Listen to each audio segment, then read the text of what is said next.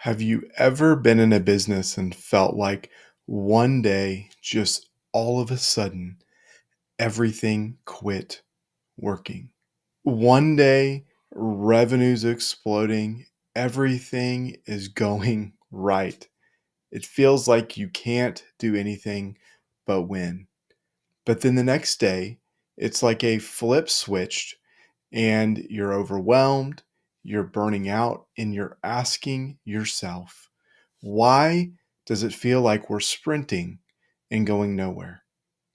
I've seen this happen to founders, CEOs, really high performing teams over and over again. And I've noticed a common theme amongst these instances. It's that they don't realize what the current phase or cycle of their business is. Let me explain. I was working with a company a few years back and everything was going great, just like we talked about. They kept getting wins, they were bidding on stuff, winning those bids, and it seemed like things were just floating along. Then all of a sudden, you looked back and 6 months had gone by and the tides had completely turned. Revenue plateaued, cash was non-existent, wondering if you're going to be able to make your payroll, and the team was absolutely exhausted and fighting. So you're asking, what happened between point A and point B? And what had happened is they had been in the growth cycle of business. They had been doing everything right. But then, being in their growth cycle, they'd said, let's plan, let's come up with the idea for what we're going to chase next. They'd said, let's work on our processes. But somewhere along the lines, those things never got prioritized. And then things started breaking. They had no clear direction. They were chasing a bunch of different things. And that lack of focus, that lack of direction, and the lack of process meant that one person left, two people left, and next thing, the whole thing was in chaos. It meant that they were chasing 3, 4, 5 different priorities, and all of those priorities competed with each other so that none of them got off the ground. So today we're going to break down what are the 3 cycles in growth, planning, and operations. What does each of these cycles look like, and how do we know which cycle we're in? First, let's talk about the growth cycle because that's where they were. This feels amazing. It feels like you can do nothing wrong. But the problem is growth is seductive. When it feels like nothing is wrong, it's easy to ignore all of the warning signs that can come with this. And if you stay in this cycle too long without jumping to the other 2 cycles, you can burn out and burn the business down from the inside out. When you're in this cycle, you want to use leverage. And we're not talking about debt, but we want to use the leverage of turning this business into a much bigger version of itself. Run well, this looks like really controlled scaling, that the systems are there, that cash is flowing, and that you can handle the additional load that's happening, right? You have the additional capacity, you set things up just right.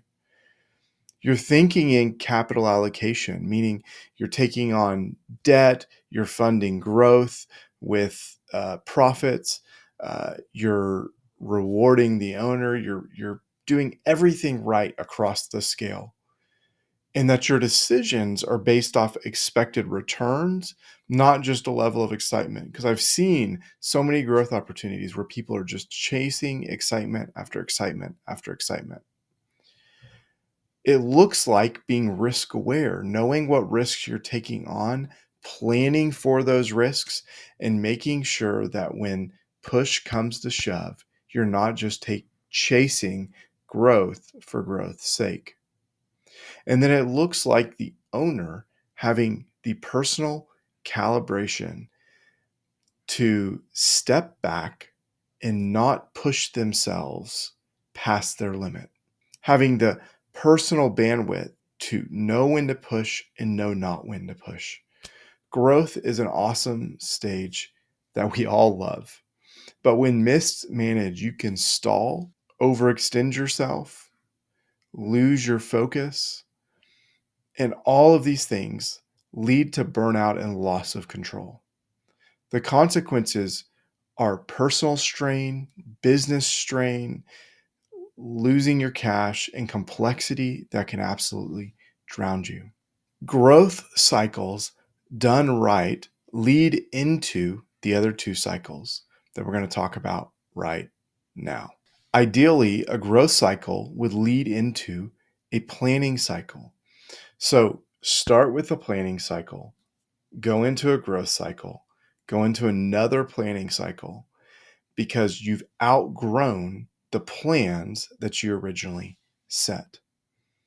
This is where the real businesses are born, the mature businesses, where you zoom out, you reconnect with what your ultimate vision is, and then you decide on what matters and you decide what you're going to chase.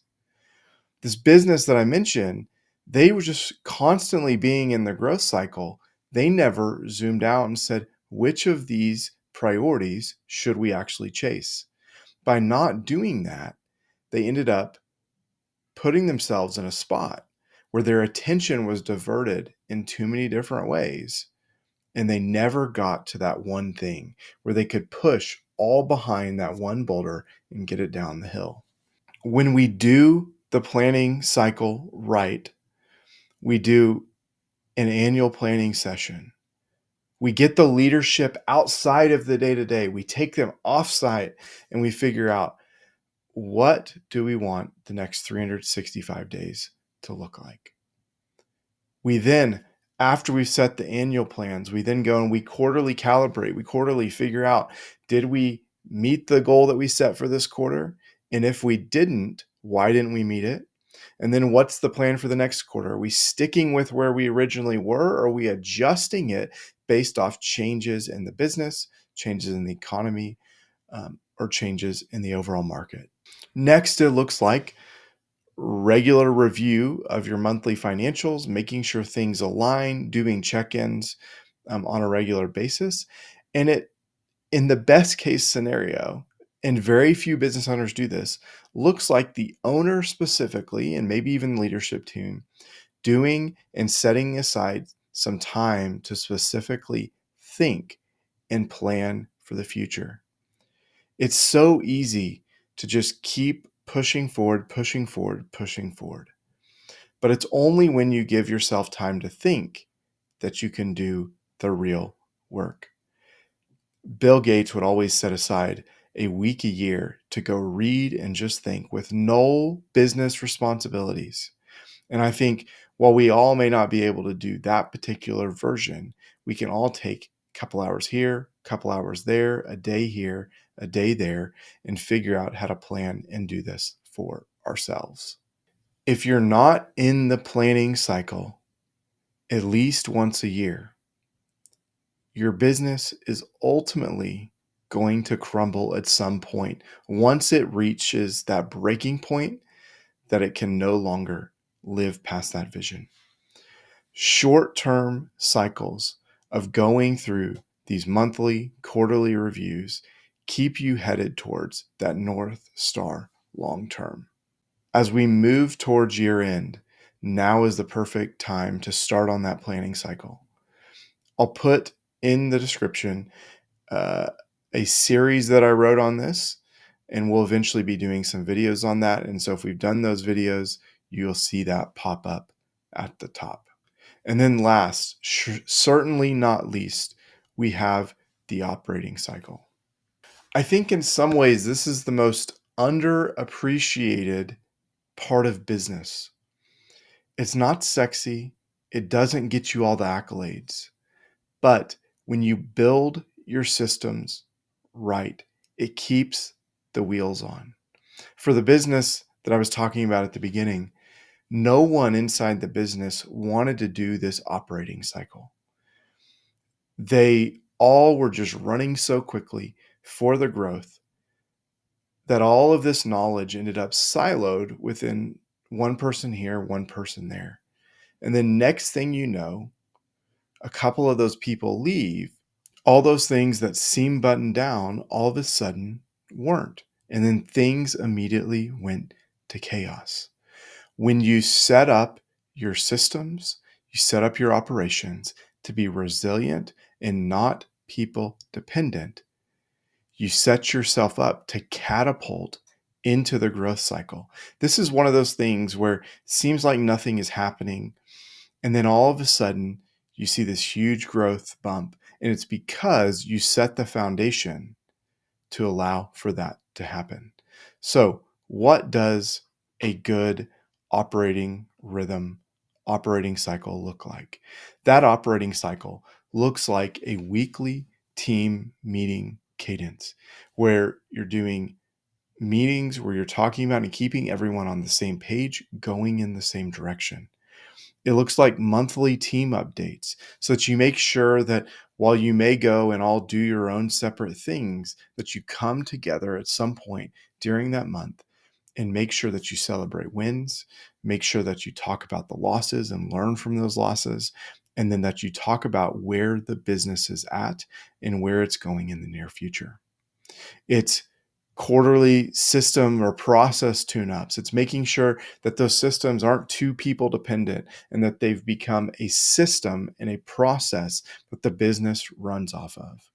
And then especially when you're growing, especially when it's easy to lose focus during this time on focus on profits, it's a weekly cash check-in. It's making sure that we have the financial stuff in order and that we're continuing to progress forward. We often think the growth is the issue, but the reality is what you've done in the operating period with your finances are what determine if you're going to be successful in that growth period. The work not being done here in the operating phase, operating cycle, typically shows up in the growth cycle. And so oftentimes you won't even associate those losses back with a failure of the operating cycle. But if you do this really well, it's almost that silent winner that keeps you going next step and next step and next step. This is about creating a culture so that you're prepared for growth and prepared for anything within the business. We want to do the extra work today to protect from slippage tomorrow. When you respect the planning and operating cycles, you earn back your way into the growth cycle. This business struggled. They grew really rapidly, and then they had almost as rapid of a dip. And it was in that dip that they took a step back. They said, we're going to get rid of this priority over here, this priority over here. They brought their focus back into the planning, and that they built the systems and they built the people in the background to set themselves up for another growth cycle. So now, instead of that growth cycle being to new heights, they were just getting themselves back to the height they've been at before, but eventually they were able to grow past that. And because the foundation was more stable, they continued to grow and grow. Once you've done the work, now you're back in the growth cycle. Your systems can handle it. Your cash flow supports it. Your team is aligned, and you're not running blind. You're not chasing hype. You're instead building momentum to continue forward with your growth. These three cycles don't have to run independent. They can often run concurrent, and when done well with good teams, they're done in flow and almost constantly, right? So we're continuing on that annual planning cycle. We're doing it every single year on the exact same rhythms. We're going through maybe the off season where we're focusing on operations, and then we're going through the part of maybe you have a little bit of seasonality where that growth happens, where we then focus on that growth. Often businesses have natural rhythms to them, and we want to make sure we're falling within those rhythms. When things aren't working, we want to ask, where did we fall short? What didn't we take seriously in one of the other cycles? It's rare that growth will just suddenly stop. It typically suddenly stops because you didn't do some of the stuff at the beginning. And then when you finally do some of the planning and operating, it'll feel like it suddenly starts. But it's, again, all of that work you did the prior 6 to 12 months before then.